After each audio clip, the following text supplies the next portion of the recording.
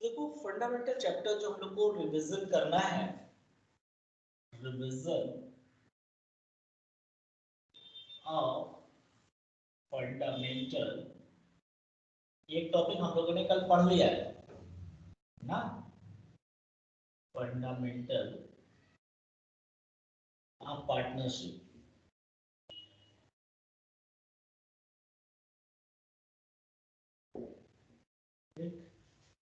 So fundamental of partnership में देखो, हमें अगर देखा जाए, अगर जनरलाइज करो तो पढ़ना क्या है।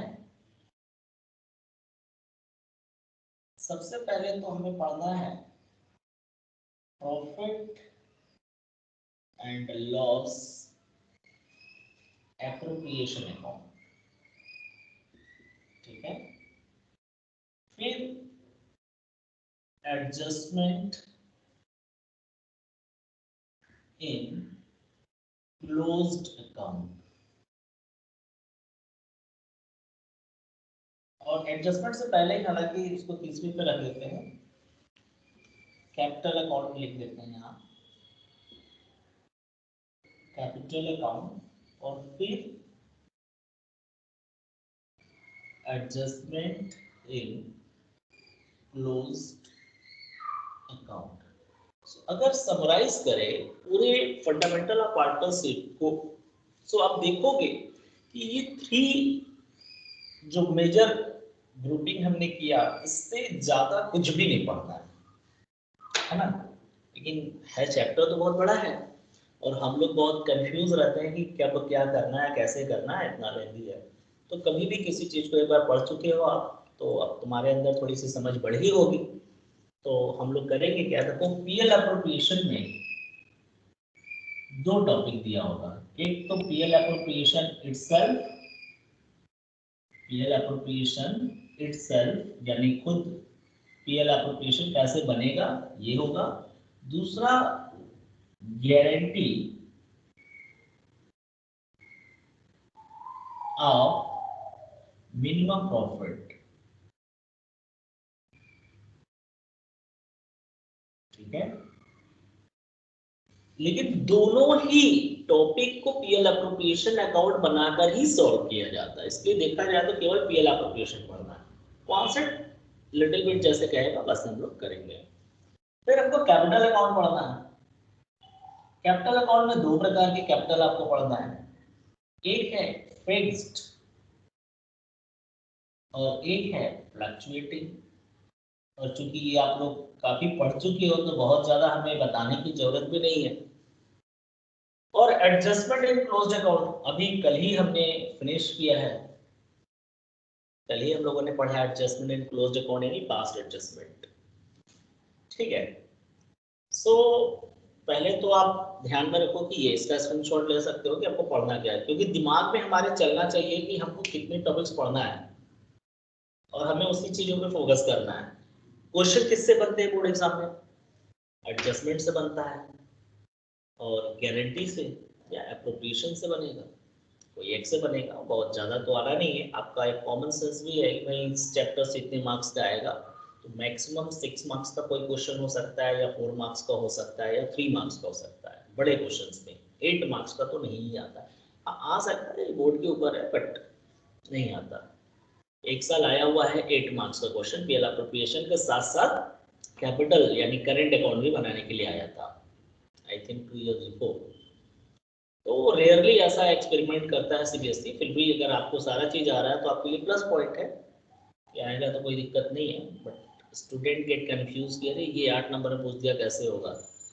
ये आपको आना चाहिए क्वेश्चन कैसे सॉल्व करना है। चलो, तो पीएल एप्रोप्रिएशन होता क्या है हम पढ़ा चुके हैं, फिर भी एक बार रिकैप करेंगे और इसको बताएंगे। क्योंकि ये बता चुके हैं कैपिटल अकाउंट लगभग पता है, तो आपको बहुत थोड़ा सा पढ़ना है। ठीक है, इसका भी एक बार रिकैप करा देंगे 2-4 क्वेश्चन लेकर। लेकिन अभी पीएल एप्रोप्रिएशन के बारे में पढ़ लें। और इसमें एक टॉपिक आता है in the absence of partnership deed, यानी पार्टनरशिप डीड, वो सब अभी हम लोग पढ़ेंगे पीएल एप्रोप्रिएशन, तो सब A to Z कंप्लीट हो जाएगा उसी के अंदर में, है ना।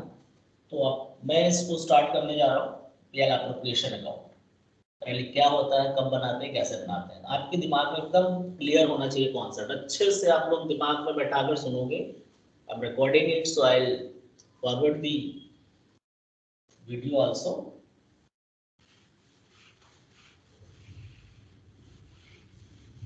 So देखो, मैंने बताया था कि क्लास 11 और क्लास 12, क्लास 11 में आप लोगों ने पढ़ा फाइनेंशियल स्टेटमेंट, क्लास 12 में भी आपको पढ़ना है फाइनेंशियल स्टेटमेंट, लेकिन क्लास 11 में आपने पढ़ा है सिंगल ओनरशिप का, क्लास 12 में पढ़ रहे हैं हम पार्टनरशिप का। अभी फिलहाल तो यही हम लोग पढ़ रहे हैं। क्लास 11 में आपको याद है कि फाइनेंशियल स्टेटमेंट में सबसे पहले नंबर पे आप बनाते थे ट्रेडिंग अकाउंट। अच्छे से समझना, I am going to correlate it to make your concept more clear. Second number पे हम बनाते हैं, we prepare profit and loss account ना, एंड थर्ड पे बनाते हैं हम लोग balance sheet. So trading account में हम लोग जो प्रिपेयर करते थे तो क्या फाइंड करते थे, ग्रॉस प्रॉफिट। हम लोग ग्रॉस प्रॉफिट कैलकुलेट करते थे, फिर ग्रॉस प्रॉफिट को यहाँ ट्रांसफर करते थे, ट्रांसफर्ड टू पीएल अकाउंट। फिर पीएल अकाउंट में हम लोग क्या फाइंड करते थे, नेट प्रॉफिट। फिर नेट प्रॉफिट को क्या करते हैं, बैलेंस शीट में आप दो साइड बनाते थे। एक होता था यहाँ पर और ये, यानी सी और एल, और इधर जो होता था वो एसेट्स होता था। तो यहाँ सी जो होता था, सी को कैपिटल, किसका कैपिटल, उस ओनर का जिसने बिजनेस स्टार्ट किया है, सिंगल ओनर्स था। तो ये जो नेट प्रॉफिट है ये किसको मिलता है, ओनर को। सो ये पैसा सीधे हम लोग लाकर कैपिटल में ऐड कर देते थे, यहाँ पर नेट प्रॉफिट सीधे सीधे इसी को दे देते थे। तो इसका अब टोटल कैपिटल क्लोजिंग कैपिटल हो जाता था, closing liability equal to assets होता था। क्योंकि यहाँ प्रॉफिट के बारे में सोचना ही नहीं है, चाहे प्रॉफिट हो चाहे लॉस हो, सब कुछ ओनर के खाते में चला जाता है, ओनर के कैपिटल अकाउंट में डायरेक्टली बैलेंस शीट में ही प्लस कर देते हैं, क्योंकि एक ही व्यक्ति है, अलग अलग तो है नहीं कि हमें बंटवारा करना है। लेकिन जब हम क्लास 12 में आ गए, पार्टनरशिप पढ़ने लगे, तो यहाँ पर भी हमको ध्यान रखना है कि फाइनेंशियल स्टेटमेंट में वही सारी चीजें बनानी है, ट्रेडिंग अकाउंट, जो कि आपका सिलेबस के हिसाब से आपको पढ़ना नहीं है 12th में, बट जानकारी होनी चाहिए। फिर आप बनाते हो प्रॉफिट एंड लॉस अकाउंट, ये है। फिर आप बनाते हो, अब देखो प्रॉफिट एंड लॉस अकाउंट, यानी यहाँ पर जो बनाते थे आप, ग्रॉस प्रॉफिट निकलता था, फिर ग्रॉस प्रॉफिट आप यहाँ ट्रांसफर करते हो, तो प्रॉफिट एंड लॉस में से आता है नेट प्रॉफिट। अब इस नेट प्रॉफिट को डायरेक्टली किसी एक को तो देना नहीं है, यहाँ तो बहुत सारे लोग हैं, मिनिमम 2 होंगे, 2 या 2 से अधिक लोग। तो बस नेट प्रॉफिट को अकेले किसी को नहीं देना है, सभी लोग को देना है, जितने भी पार्टनर हैं, क्योंकि सभी लोग कैपिटल लगाया होगा, है ना।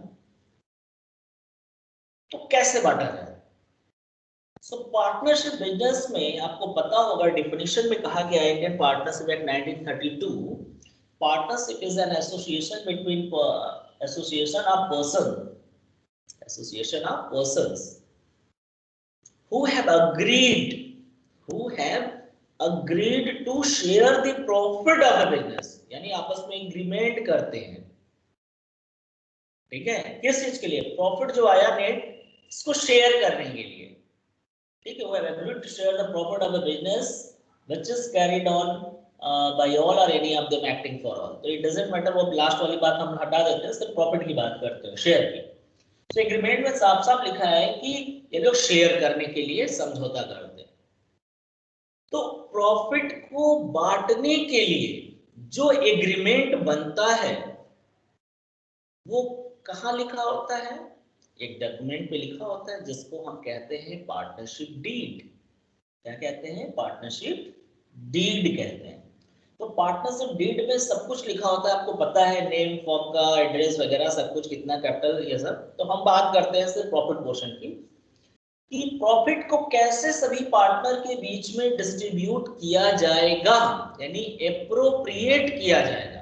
प्रॉफिट को जो डिस्ट्रीब्यूट करते हैं अकॉर्डिंग टू पार्टनरशिप डीड, इस प्रोसेस को कहते हैं एप्रोप्रिएशन। क्या कहते हैं? Appropriation of the profit. So appropriation करने के लिए सभी पार्टनर्स में, यानी नियोजन, प्रॉफिट एंड लॉस का नियोजन एप्रोप्रिएशन करते हैं कि कितना कितना प्रॉफिट किस किस पार्टनर को मिलेगा और किस किस फॉर्म में मिलेगा। जैसे किसको कितना इंटरेस्ट ऑन कैपिटल मिलेगा, किसको सैलरी मिलेगा, किसको कमीशन मिलेगा, और किस पार्टनर से इंटरेस्ट ऑन ड्राइंग लेना है उसका रिकॉर्ड कैसे करेंगे।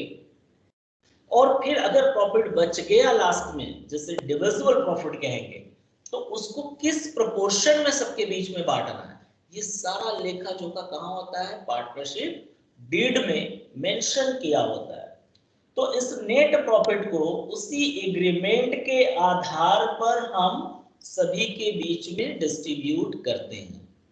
लेकिन याद रहे, मैं बार बार बता रहा हूं, नेट प्रॉफिट को अगर क्वेश्चन में नेट लॉस आ गया, if there is net loss, so no need to prepare appropriation account, because we must have something to appropriate the partner. If there is nothing, कुछ है ही नहीं, लॉस है, तो appropriation किस बात का? कोई बंटवारा नहीं। तो अगर नेट लॉस आता है तो प्रॉफिट एंड लॉस अकाउंट में ही उसको राइट ऑफ कर दिया जाएगा पार्टनर्स के बीच में, उनके प्रोपोर्शन में, प्रॉफिट शेयरिंग रेशियो में।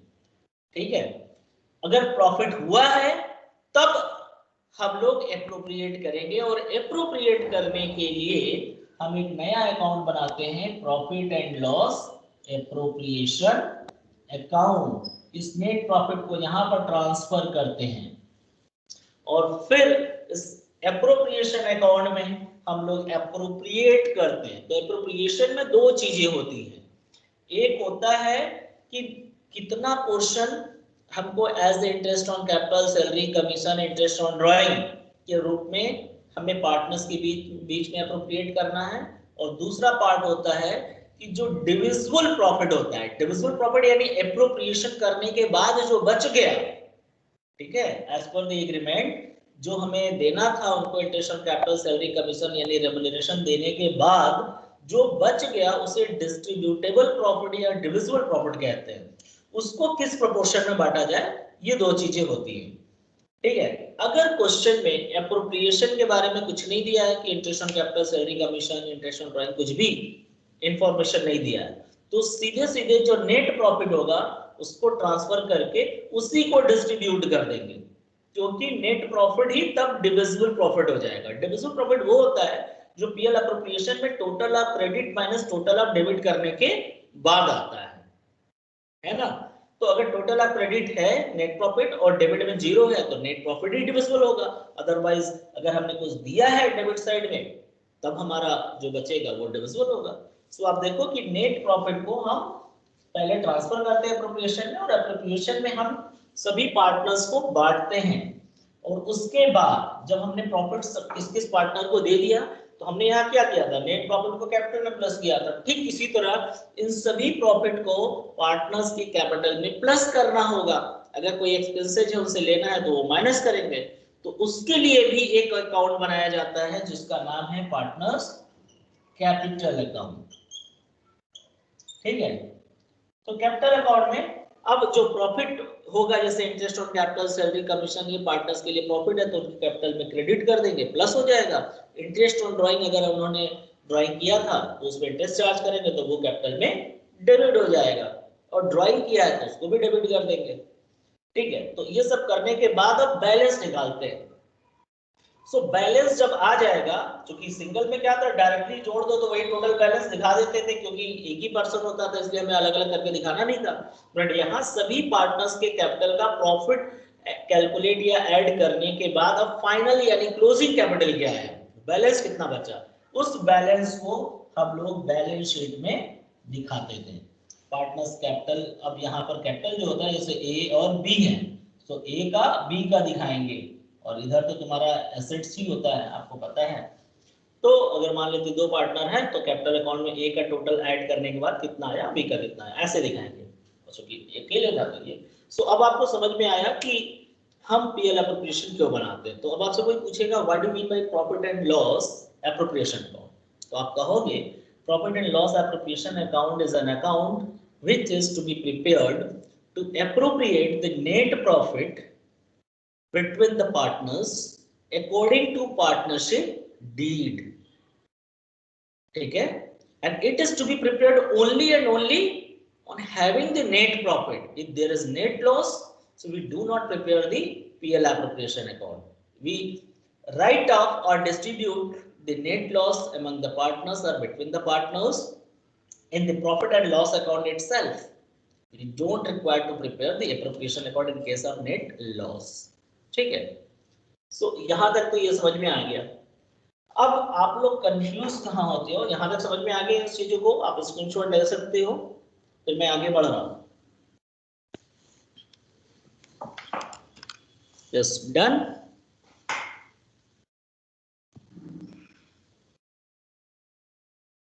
Okay, screenshot taken. ओके,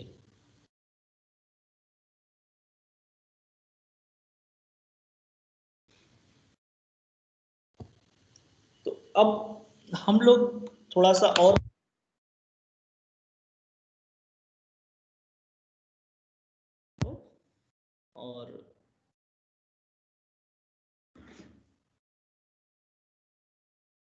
इधर हम हटा देते हैं इस साइड। तो देखा जाए कि अब हम कंफ्यूज होते हैं कि किस आइटम को प्रॉफिट एंड लॉस अकाउंट में दिखाया जाए और किस आइटम को प्रॉफिट एंड लॉस एप्रोप्रिएशन में दिखाया जाए, ठीक है। सो स्टूडेंट्स ये ध्यान रखो कि एप्रोप्रिएशन बनाने की जरूरत तब आती है जब क्वेश्चन में नेट प्रॉफिट हुआ हो, ठीक है। नेट प्रॉफिट नहीं है तो सिर्फ पीएल अकाउंट तक ही लिमिटेड रहेंगे या नेट लॉस है, पहली पॉइंट ध्यान से समझना। फिर से मैं रिपीट कर रहा हूं, अगर नेट प्रॉफिट हुआ है तो ही एप्रोप्रिएशन अकाउंट बनेगा, अगर नेट प्रॉफिट नहीं है तो सिर्फ पीएल अकाउंट तक। अब क्वेश्चन में ये आता है कि पीएल एप्रोप्रिएशन में किस प्रकार का आइटम हम पार्टनर्स को देते हैं। तो पीएल एप्रोप्रिएशन में all those income goes to partner as a being partner, ध्यान से सुनो, all those income goes to partners as a being partner, as a partner के रूप में जो पार्टनर्स को देना है वो सारा चीज हम पीएल एप्रोप्रिएशन में दिखाते हैं, ठीक है। लेकिन एज ए बीइंग पार्टनर कहां से देना है, फ्रॉम द नेट प्रॉफिट। अगर नेट प्रॉफिट में से, ध्यान सुनो, आउट ऑफ नेट प्रॉफिट कोई भी ऐसा इनकम पार्टनर को देना है as a being partner, partner के रूप में उसको नेट प्रॉफिट में से कोई भी चीज देना है। For example interest on capital, salary, commission, ये सब कहां से देते हैं, अगर पार्टनरशिप फॉर्म में प्रॉफिट हुआ है तो, क्योंकि एग्रीमेंट में लिखा होता है कि partners are allowed interest on capital, salary, commission, whatever out of net profit only, ठीक है। सो अगर नेट प्रॉफिट हुआ है और उसमें से interest on capital, salary, commission देना है तो एप्रोप्रिएशन में दिखाएंगे एज ए बीइंग पार्टनर। कोई भी ऐसा इनकम पार्टनर को मिल तो रहा है लेकिन एज ए बीइंग पार्टनर नहीं मिल रहा है, एज एन आउटसाइडर के रूप में मिल रहा है, यानी कि अगर वो पार्टनर नहीं इन्वॉल्व हुआ होता, कोई थर्ड पार्टी इन्वॉल्व होता तो भी हमें देना ही होता, ठीक है। तो क्या ऐसा चीज है, जैसे बिजनेस स्टार्ट करने के लिए हमें ऑफिस, दुकान, फैक्ट्री, इन सभी चीजों की रिक्वायरमेंट होती है। तो हम क्या करते हैं, हम सर्च करते हैं मार्केट में, जगह की तलाश करते हैं, और अगर कोई जगह मिलती है अच्छी तो किराए पे हम लोग फिक्स करते हैं एग्रीमेंट की, हर महीने हम इतना किराया देंगे। तो मान लो कि दो पार्टनर हैं ए और बी, ये दोनों लोग ढूंढ रहे थे, मार्केट में कहीं जगह मिली, किराया दिया, तो हर महीने तो किराया देंगे, तो किराया कहाँ दिखाना चाहिए, पीएल अकाउंट में दिखाना चाहिए, क्योंकि बिजनेस का एक कंपलसरी एक्सपेंसेस, यानी कि एक चीज और इसमें मैं ऐड कर देता हूँ, कोई भी ऐसा एक्सपेंसेस जिसको प्रॉफिट से कोई मतलब नहीं है, इट इज कंपलसरी टू पे any kind of expenses, any kind of such expenses which are compulsory to pay irrespective of the profit. ध्यान समझना, any kind of such any expenses of which we need to make payment irrespective of income और profit. Income या profit से कोई मतलब नहीं है, हमें पेमेंट करना ही करना है, तो वो एक्सपेंसेस हम प्रॉफिट एंड लॉस अकाउंट में दिखाते हैं। और ऐसा कोई भी इनकम जो प्रॉफिट होने के बाद ही पार्टनर्स को देना है, तो वो हम पीएल एप्रोप्रिएशन में दिखाते हैं। ठीक है, तो अब ध्यान से सुनो। मान लो कि वो दुकान जो ये लोग ढूंढ रहे थे, मिस्टर ए और बी, वो मार्केट में किसी थर्ड पार्टी से न लेकर, मान लो मिस्टर बी के पास खुद का अपना एक जगह था, तो आपस में बात किया बी ने, मेरे पास जगह है, क्यों ना हम वही किराए पर ले लें। तो अब बताओ कि अगर बी से नहीं लेते वो जगह किराए पर, तो कहीं से लेना ही पड़ता। तो अगर बी को अब मंथली हम रेंट देंगे, यानी रेंट पेड टू पार्टनर, नाम तो पार्टनर का दे दिया, लेकिन दे क्या रहे हम उसको, किराया।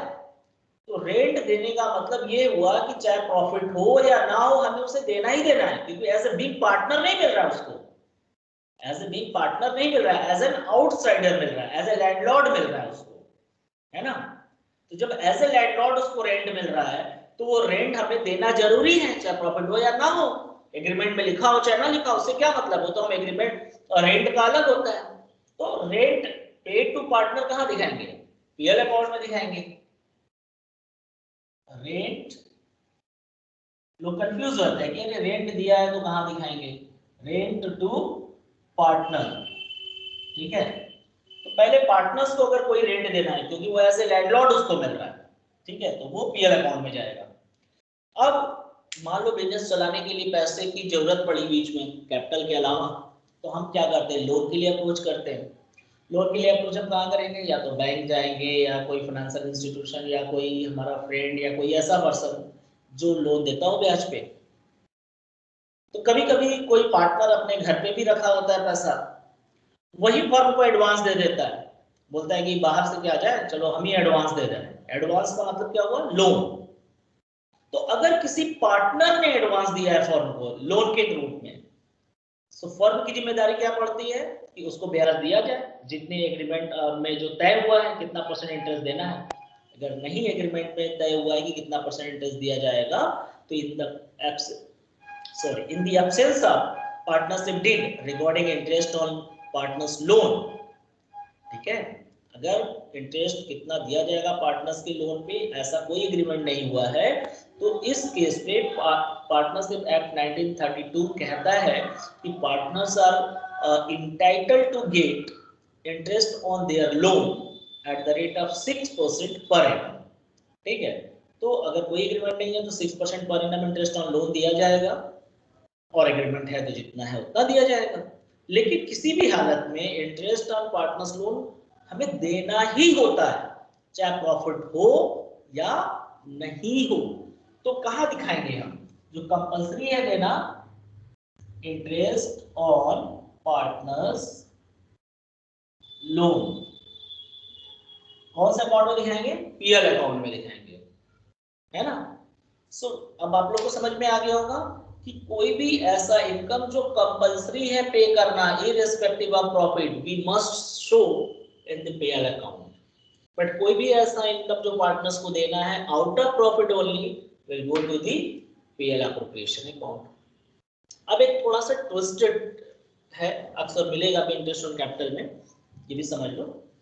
देखो, इंटरेस्ट ऑन कैपिटल की बात करें हम लोग, तो इंटरेस्ट ऑन कैपिटल क्या करते हैं हम लोग, generally interest on capital profit से ही दिया जाता है, और इसको हम लोग प्रॉफिट एंड लॉस एप्रोप्रिएशन में दिखाते हैं, है ना। तो प्रॉफिट एंड लॉस एप्रोप्रिएशन में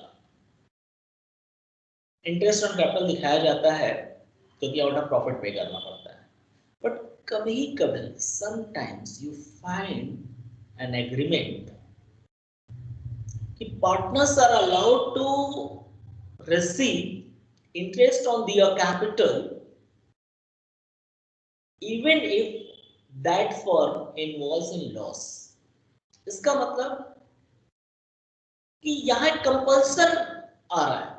कंपल्सन क्या आ रहा है कि फर्म को भले ही लॉस क्यों ना हो, फिर भी पार्टनर्स को उनके कैपिटल पे इंटरेस्ट देना है। अगर ऐसा इंफॉर्मेशन लिखा है तो यहाँ तो बात वही हो गई, चाहे प्रॉफिट हो या नहीं हो हमको देना है। तो अब हमको देना है इंटरेस्ट ऑन कैपिटल, जो कंपल्सन हो गया तो कहाँ दिखाए थे? इसका मतलब अगर नेट लॉस होएगा तो भी दिखाएंगे, देना है हमें इंटरेस्ट, और नेट लॉस के केस में तो कभी एप्रोप्रिएशन बनाते नहीं। तो कोई भी ऐसा एक्सपेंसेस जो अगेंस्ट प्रॉफिट है, अगेंस्ट प्रॉफिट यानी कंपल्सरी टू पे, तो उसको प्रॉफिट एंड लॉस अकाउंट में दिखाएंगे। लेकिन अगर कहा जाता कि partners are allowed to get interest on their capital, सिर्फ इतना दिया है और ये नहीं लिखा है कि हमें देना ही देना है चाहे प्रॉफिट हो या ना हो, ठीक है? तो ध्यान से समझना, अगर ऐसा है कि interest on capital irrespective of profit, interest on capital irrespective of profit अगर से बोल रहा है, मतलब प्रॉफिट हो चाहे ना हो देना ही है, तो इस केस में इंटरेस्ट ऑन पार्टनर्स कैपिटल को हम कौन से अकाउंट में दिखाएंगे? पीएल अकाउंट में दिखाएंगे, ठीक है? सो पीएल अकाउंट में, तो पीएल अकाउंट में मेनली तीन चीजें आती है। मैनेजर कमीशन आता है, तो मैनेजर कमीशन तो तुम्हें पता ही है, पार्टनर तो है नहीं, तो ये भी पीएल अकाउंट में ही दिखाएंगे, ठीक? यानी चार चीजें पीएल अकाउंट में, उसके अलावा बाकी चीजें आप लोग को पता है, तो ये कर लो। अब इसके बाद पीएल एप्रोप्रिएशन जो बनाते हैं हम लोग, पीएल एप्रोप्रिएशन में क्या क्या चीजें आती हैं ये आप ध्यान में रख लो। सबसे पहले हम इधर नेट प्रॉफिट लिखते हैं, यानी जो ट्रांसफर होता है by profit and loss account, यानी नेट प्रॉफिट लिखेंगे। फिर अगर किसी पार्टनर ने इंटरेस्ट ड्राइंग किया है सो उनसे हम इंटरेस्ट ऑन ड्राइंग चार्ज करेंगे, आप लोग को पता ही है, ये बताया था लास्ट क्लास में। और इधर टू इंटरेस्ट ऑन कैपिटल, मान लो कि पार्टनर ए और पार्टनर बी हैं, उनको दिखाएंगे। तो देखो आप इंटरेस्ट ऑन कैपिटल एप्रोप्रिएशन में भी दिखाया और इंटरेस्ट ऑन कैपिटल यहाँ भी लिखे हैं, तो यहाँ क्यों लिखे हैं? इररिस्पेक्टिव ऑफ प्रॉफिट होगा तब, और केवल नॉर्मल बोला होगा तो यहाँ दिखाएंगे। यहाँ तभी दिखेंगे जब प्रॉफिट होगा, प्रॉफिट नहीं होगा तो देंगे भी नहीं। सैलरी अगर किसी पार्टनर को देना है या दोनों को देना है तो यहाँ ये सब एग्रीमेंट में होता है। कमीशन ए और बी को अगर दोनों को देना है तो हम यहाँ लिखेंगे, ठीक है?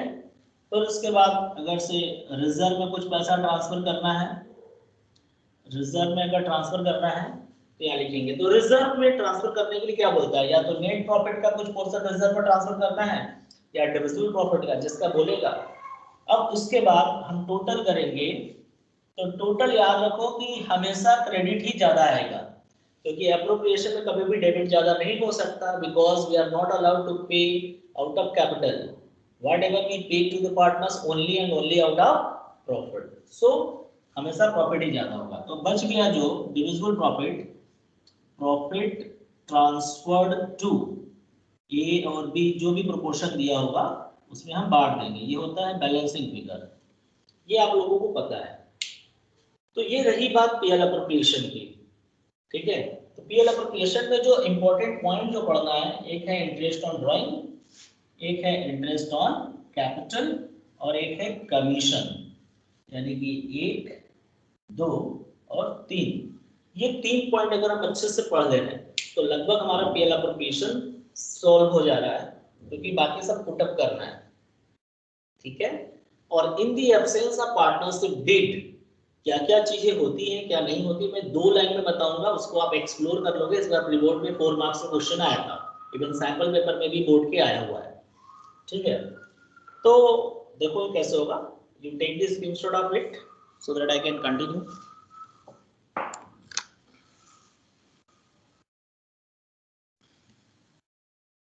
Yes, done.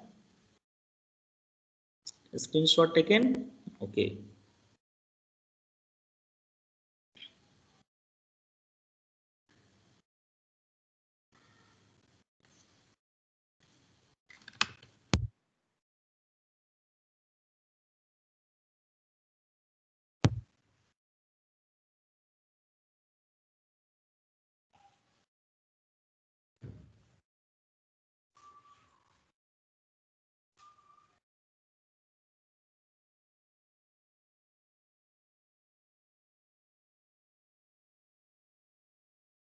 Absence of partnership deed agreement.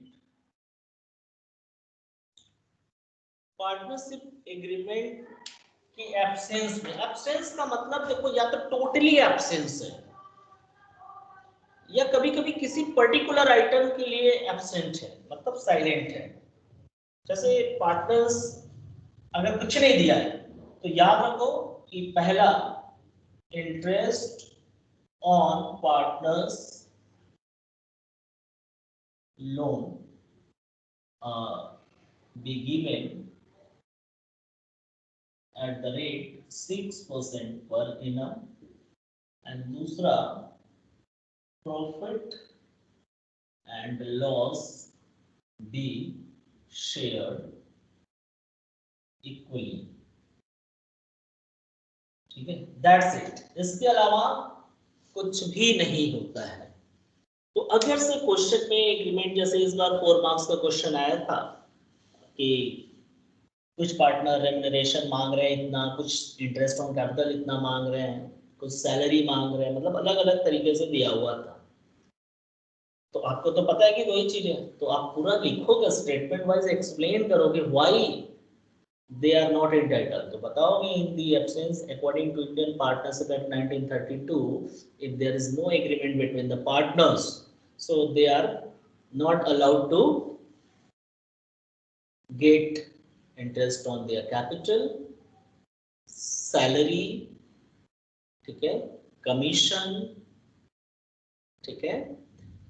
If they have given loans, they are allowed to get only 6% per annum interest and profit to be shared equally। अब जिस फॉर्म में दे रहा है तो पूरा स्टेटमेंट लिखते हुए अच्छे से बताओगे, क्योंकि आपके दिमाग में सिर्फ ये चीज होना चाहिए कि इतना ही बढ़ता है, इसके अलावा कुछ नहीं। क्यों नहीं बढ़ता है? क्योंकि पार्टनरशिप डीड में कहा गया है। ये पूरा लिख कर बताओगे कि 2 चीजें पूछ दिया कि ये तो 4 नंबर में, तो उसको एक्सप्लोर करो कि बस इतना नहीं, इतना देते हैं सिर्फ, प्रॉफिट कैपिटल रेशियो में ना करके हम सब इक्वल बांटेंगे, ठीक है, क्योंकि ऐसा पार्टनरशिप डीड में कहा गया है, there is no agreement. So ये आप याद कर लो सबसे पहले से, you take the screenshot of it कि इसके अलावा और कोई चीजें नहीं दी जाती, तो सब में नो आएगा। क्यों आएगा? As per partnership Act, Indian Partnership Act 1932, ठीक है। So I hope you have taken the screenshot. Just I am going to raise this. Okay. अब रही बात, पहला पॉइंट मैंने बताया कि हमें पढ़ना है इंटरेस्ट ऑन ड्राइंग। सबसे इंपॉर्टेंट पहले ध्यान रखो, if date of drawing is not given or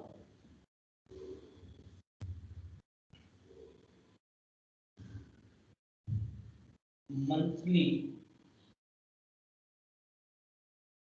or quarterly, middle of monthly, quarterly, half yearly drawing is given।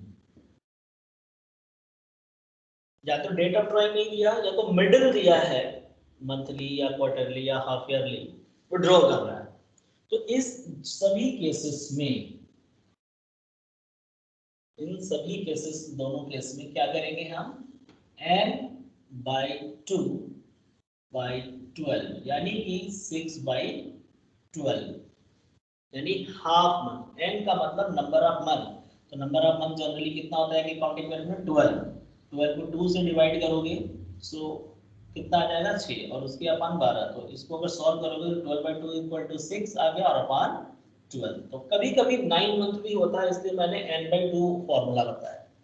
एक तो ये फॉर्मूला आप लगाओगे कभी भी, अगर लमसम अमाउंट दिया है ड्यूरिंग द ईयर या मिडिल दे रहा है, मिडिल की जगह केवल पर मंथ दे रहा है, अगर से मिडिल ना लिखकर याद रखो क्वेश्चन का लैंग्वेज में अलग अलग आता है इसलिए बता दे रहा हूँ।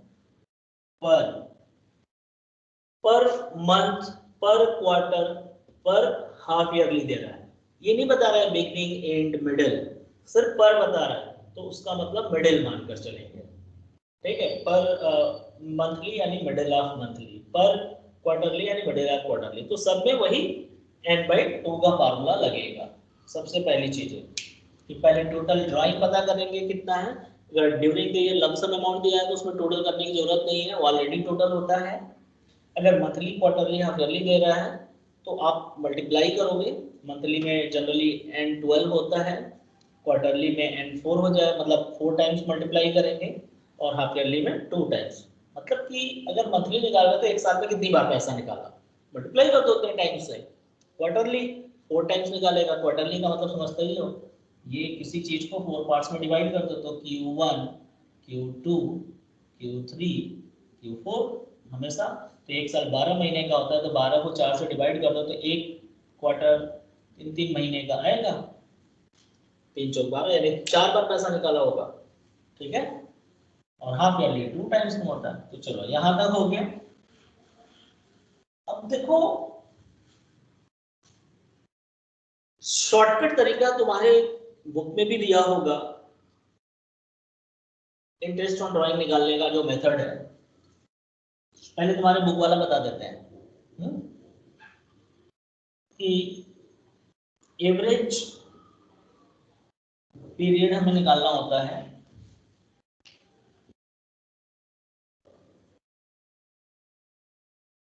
एवरेज पीरियड इक्वल टू होता है पीरियड लेफ्ट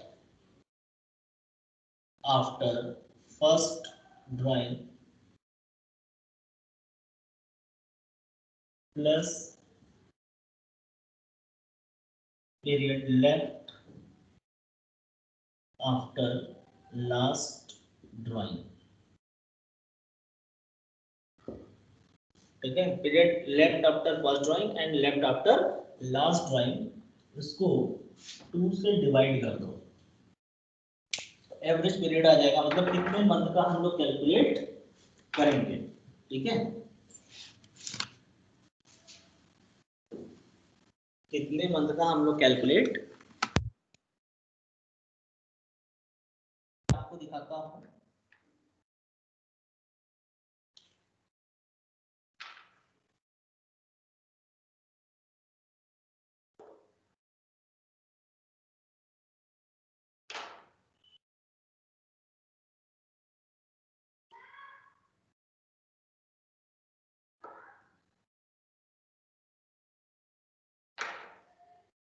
ठीक है, तो देखो period left after first drawing, left after last drawing, और मैंने जो बताया था फॉर्मूला, और इसके अपान में तो 12 रहेगा ही, वो तो पीरियड निकल रहा है यानी नंबर ऑफ मंथ। मैंने जो बताया था याद रखो, बिगिनिंग, ठीक है, और एंड और middle of month quarter half yearly, यही अक्सर मिलता है। Beginning of each month, beginning of each quarter, beginning of half yearly, या end of each month, end of each quarter, या एंड ऑफ हाफ ईयरली। और middle का तो वैसे भी बताया है लमसम का। ये रहता है तो कैसे करते हैं, तो हमने बताया था बिगनिंग के लिए हम लोग प्लस वर्ड यूज करते हैं। और एंड के लिए माइनस और मिडिल के लिए कुछ नहीं। मिडिल वाला ये ऊपर हो गया है। यहां क्या प्लस करते हैं तो एन, क्या प्लस करते हैं एन, ठीक है, या माइनस क्या करेंगे एन, ठीक है, एन प्लस या एन माइनस, ठीक है। अब इसके आगे क्या करेंगे यहां से ध्यान समझो, एन प्लस होगा बिगिनिंग के केस में, एन माइनस होगा एंड के केस में, मिडिल केस में कुछ नहीं, प्लस माइनस कुछ नहीं होना है। मिडिल के केस में हमेशा ये n/2 का फार्मूला लगना है जो हम यहाँ बता चुके हैं, ठीक है, छोड़ दो उसको। तो बस बिगिनिंग एंड करेंगे। तो अब मंथ है तो मंथ के लिए हम 1 n+1 या n-1 होगा। क्वार्टर के लिए हम लोग 3 करेंगे, n+3 या n-3, और हाफ ईयरली के लिए 6 महीने का होता है।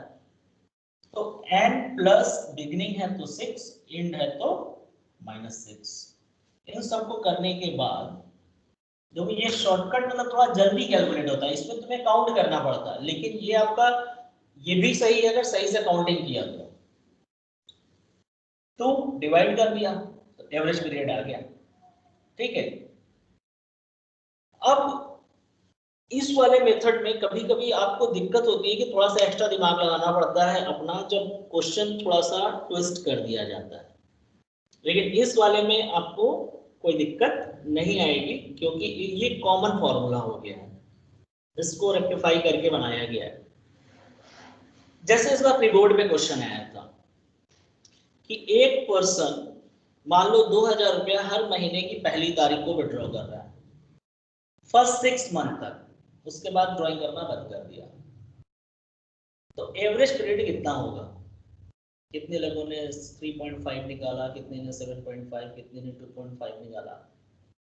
सब गलत था, क्योंकि आप लोग क्या फॉर्मूला लगा रहे थे, फर्स्ट 6 मंथ निकाला तो आप लोग सोचो कि n हो गया 6 और बिगनिंग हो गया +1 और 2 करके आपने 3.5 मंथ निकाल दिया था, है ना।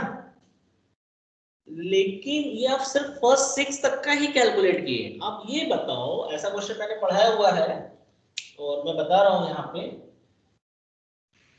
आपको, मैं बता रहा हूं, देखो अब यहाँ पर ये जनवरी, फरवरी, मार्च, अप्रैल, मई, जून, जुलाई, ठीक है, अगस्त, सितंबर, अक्टूबर, नवंबर। थोड़ा सा अपना दिमाग लगाना है, आप लोग अपना जहां दिमाग लगाओगे तुरंत आ जाएगा। तो कह रहा है कि जनवरी की पहली तारीख को पैसा निकाला 2000, फिर फरवरी को निकाला 2000, मार्च को निकाला 2000, अप्रैल में निकाला 2000 बिगनिंग में, मई में निकाला 2000, फिर जून में निकाला 2000। 6 महीना हो गए, 1 2 3 4 5 6। इसके बाद ड्राइंग करना बंद कर दिया। लेकिन आप इंटरेस्ट कब कैलकुलेट कर रहे हो? इंटरेस्ट तो आप यहाँ कैलकुलेट कर रहे हो दिसंबर में, यानी टोटल ड्राइंग 2 2 4 2 6 2 8 2 10 12,000, यानी टोटल ड्राइंग जो तुम्हारी है वो 12,000 रुपए ही है, ड्राइंग का अमाउंट नहीं बढ़ा। लेकिन आपने फर्स्ट 6 मंथ तक तो बिगनिंग में निकाला, उसके बाद नहीं निकाला, तो यहीं से जून के बाद यानी जुलाई से लास्ट 6 महीने तक आपके पास तो इकट्ठा हो गया 12,000, यानी फर्स्ट 6 मंथ तक का तो आप एवरेज पीरियड से निकाल दोगे इस मेथड से, बाकी का 6 मंथ तो 6 महीने का डायरेक्टली निकालना पड़ेगा ना आपको। यानी कि अगर पहले वाले में 12,000 लिया और n+1 यानी 6 + 1 3.5 लिया, लेकिन बाद का 6 महीना उतना दिन भी तो तुम्हारे पास पड़ा था पैसा, तो उसको भी +6 करोगे तो टोटल कितना हो गया 9.5 मंथ हो गया, ठीक है। और जो भी रेट रहा होगा आप उस रेट के हिसाब से निकालोगे। तो कहने का मतलब फर्स्ट का तो फॉर्मूला इस पे लगा दिया, सही आ गया 3.5, लेकिन ये यही तक का निकला, बाकी के 6 महीने तो डायरेक्टली 6 मंथ लेंगे ना, क्योंकि उसके बाद तो टोटल 12,000 रुपए हर महीने चल रहा है ऑन एवरेज, जुलाई अगस्त सितंबर अक्टूबर नवंबर दिसंबर हर महीने 12,000 है, तो 6 महीने का 12,000 रुपए निकालेंगे, तो 6 मंथ का उधर और 3.5 इधर, तो टोटल हो गया 9.5। अब इसी क्वेश्चन को इस मेथड से अगर हमने किया तो दो बार हमें करना पड़ा, एक बार 3.5 निकाला फिर 6 का निकाला, इस टाइप का क्वेश्चन होगा तो, बाकी कॉमन क्वेश्चन होगा तो इसी हिसाब से निकल जाएगा। लेकिन अगर इस मेथड से करते हैं इसी टाइप के क्वेश्चन को, तो देखो एक बार में निकलेगा कैसे। तो कह रहा है कि period left after first drawing, तो पहला जनवरी को पहली तारीख को किया तो पहले ड्राइंग के बाद कितना महीना बच गया 12, ठीक है। फिर प्लस है period left after last drawing, तो फिर लास्ट ड्राइंग कब किया जून में पहली तारीख को, तो जून पूरा लेंगे क्योंकि जून की पहली तारीख को विड्रॉ किया, तो जून जुलाई अगस्त, यानी जून जुलाई अगस्त सितंबर अक्टूबर नवंबर दिसंबर, सो 1 2 3 4 5 6 7, 7 महीना बचा तो 7, और इसको 2 से डिवाइड कर दो तो 12 7 19 बटा 2 तो 9.5, तो एक बार में वैसे आ गया। तो आपको कैलकुलेट करना है, और ये भी है तरीका सही है, ऐसा कोई है नहीं। अब आपको दिमाग लगाना है कि ये तो फर्स्ट 6 मंथ तक का ही निकला ना, बाकी के 6 महीने का तो डायरेक्टली निकालेंगे, तो 6 + 3.5 जोड़ दो, ये हो गया, और नहीं तो ऐसे निकालो। सो डोंट गेट कंफ्यूज, आप किसी भी एक मेथड को यूज करो जो तुम्हें अच्छा लगे। इस वाले मेथड में आपको लर्न नहीं करना ज्यादा पड़ता, पता है कि n+1 किया तो वर्बली दिमाग में हो गया, और इसमें आपको काउंट करना पड़ेगा हर बार। अगर एक भी महीना दिन अगर फर्स्ट और लास्ट दिया है, कंफ्यूज हो गया तो गलत हो गया। इसमें क्या है कि आपका जो नॉर्मल क्वेश्चन है वो इजीली हो जाएगा। इस टाइप के क्वेश्चन आएगा तो भी मैंने बता दिया, आप प्रैक्टिस किए रहोगे कि फर्स्ट हाफ का निकाल लिया, लास्ट हाफ के लिए कितने दिन मतलब आगे के 6 महीना जो चल रहा है उसके हिसाब से निकालेंगे, या एक साथ जोड़कर निकाल लो। तो ये तुम्हारे ऊपर है कैसे करना है। तो 9.5 करेक्ट आंसर होगा जो रिपोर्ट के पेपर में था, बहुत कम लोगों ने 9.5 लिखा था, ठीक है। सो इसको मैं अरेंज करता हूँ, ये समझ में आ गया कैसे निकलेगा एवरेज। अपन में 12 तो रहेगा ही, यहां तक क्लियर हो गया।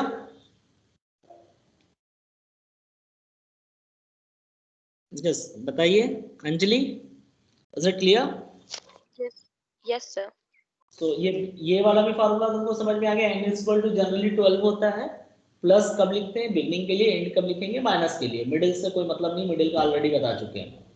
और मंथ होगा तो +1 3, क्वार्टर के केस में हाफ ईयरली में 6, एंड होगा तो ये सब माइनस कर लेंगे, और अपान में 2 रहना जरूरी है एवरेज के लिए। फिर ओवरऑल डिवाइडेड बाई 12 रहेगा क्योंकि 12 महीने पे निकालना है।